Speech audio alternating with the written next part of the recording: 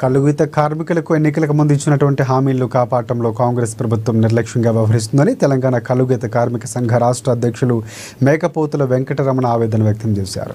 మహబూబాబాద్ జిల్లా కేంద్రంలో జరిగిన తెలంగాణ రాష్ట్ర కలుగీత కార్మికుల 3వ మహాసభకు రాష్ట్ర కార్యదర్శి బెల్లంకొండ వెంకటేశ్వర్లతో కలిసి ఆయన పాల్గొన్నారు. గీత కార్మికుల సమస్యలు ఎవరినీ కదిలించడం లేదని ఆవేదన వ్యక్తం చేశారు. బెల్ట్ షాపులు రద్దు చేస్తామని కాంగ్రెస్ పార్టీ హామీ ఇచ్చిందని గుర్తు చేశారు. కానీ ఇప్పటి వరకు ఒక్క హామీ కూడా నెరవేర్చలేదని మండిపడ్డారు. ఇప్పటికైనా ఇచ్చిన మాట నిలబెట్టుకోవాలని కోరుతున్నారు. రాష్ట్రంలో 720 మందికి పెండింగ్లో ఉన్నాయి. 12,60,00,000 రూపాయలు ఇవ్వాలి. అవి వెంటనే ఇవ్వాలని చెప్పి కూడా ఈ సందర్భంగా డిమాండ్ చేయబోతున్నాం. అలాగే ప్రమాద నివారణకి సేఫ్టీ కిట్లు రాష్ట్రంలో 20,000 మందికే ఇచ్చారు. రాష్ట్ర వ్యాప్తంగా 2,23,000 మంది ఉన్నారు. వృత్తి చేసేటువంటి వాళ్ళందరికీ కూడా ఇవ్వాలని చెప్పి కూడా ఈ సందర్భంగా డిమాండ్ చేయబోతున్నాం. అలాగే గౌడ యువతీ యువకులకి గీతా కార్మికులకు ఉపాధి కలగాలంటే నీరా తాటి ఉత్పత్తుల పరిశ్రమలు ఏర్పాటు చేయాలని చెప్పి డిమాండ్ చేయబోతున్నాం.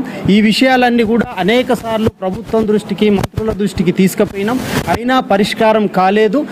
రాష్ట్ర మహాసభలు ఈ నెల 28, 29, 30వ తేదీల్లో సూర్యాపేటలో నిర్వహిస్తూ ఉన్నాం.